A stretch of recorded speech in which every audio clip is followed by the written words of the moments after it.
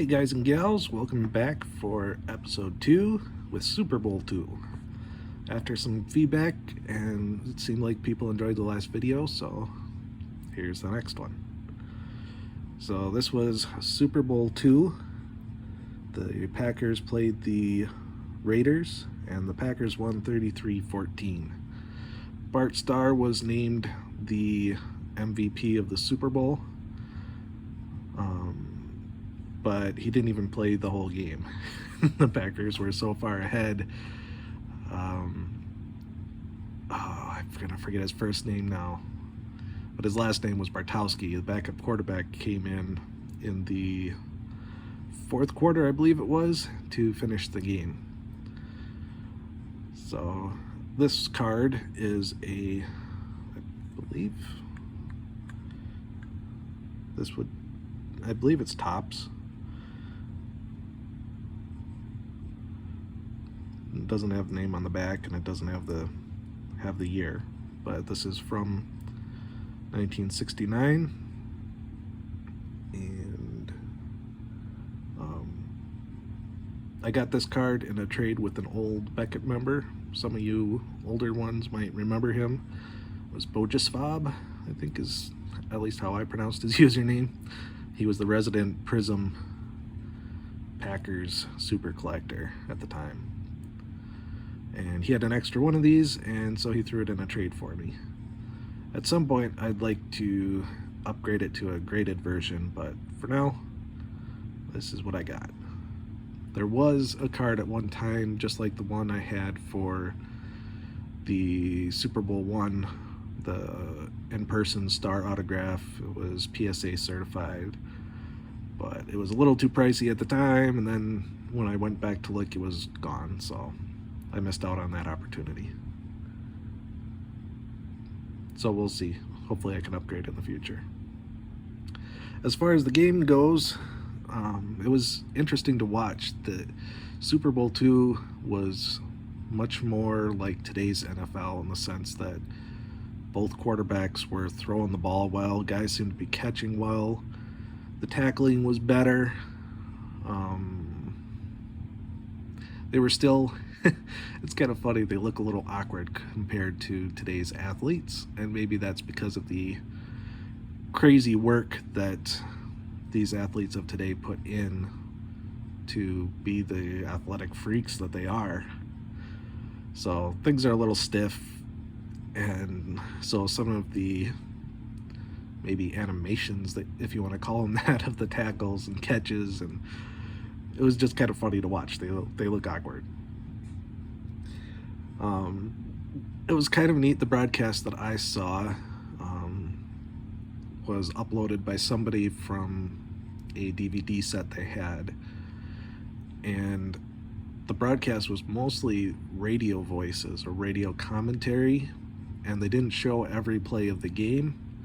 It was usually more of a replay rather than an actual play. And so a lot of what they showed were, I think they were pictures or artwork, and one of them that they used for Bart Starr was this exact image. So I meant to do some research before I hopped on here, and I forgot to see if the other pictures that I saw for the other players were also on cards from this year. So that was kind of cool. One of the other things that I noticed from the game was, and from Super Bowl I too, was the refs. The refs were so overly dramatic with their calls. And the only thing that I could think of, or that came to mind, was that maybe without the jumbotrons and all the different angles that they show for calls and plays on the field, maybe they had to be more dramatic in their calls so that the people further away could actually see what was being called on the field. I'm not sure. It was just it's funny watching them on there. So as far as who should have been the MVP of the Super Bowl, I think there were 2, maybe 3 other players who could have been considered. The Packers kicker Donnelly made 4 field goals, I believe it was, and they were the straight on ones, not the slightly off-centered field goals we see today. The kickers kicked straight on at that point. And he made all 4 of his attempts, and a couple of them were from, like, I think one was 40-something yards, which back then was kind of a long kick. So I think an argument could have been made that his 4 field goals made a difference, and then he had all the extra points, obviously. Herb Adderley had, I believe that's who it was, had a 60-yard pick 6 that kind of sealed the game away. So I think he could have been considered. And also Henry Jordan. I'm forgetting the names. I'm a Packer fan. I should know these, but the Lyme disease that I have gets to be in my recalls not always great. So I should have had these all written down. So learning for next time. But I think it was Henry Jordan had several pressures and a few sacks. So if I'm wrong on the names, I'll have to go back and edit this at a later time. But for now, this is what you get. One of the last things that I thought was interesting and kind of goes back, makes me laugh about my time playing pickup football, was that the size of the balls from the AFL and NFL were different. So the AFL played with a slightly longer, slightly less thick ball than the NFL did.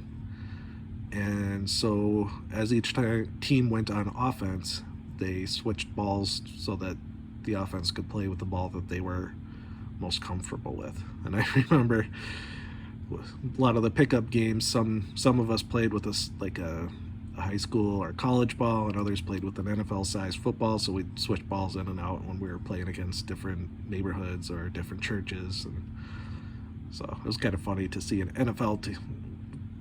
NFL Super Bowl game doing the same thing we were doing.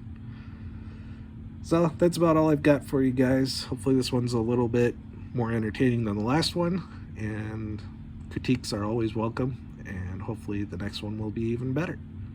Thanks for watching. Have a good day.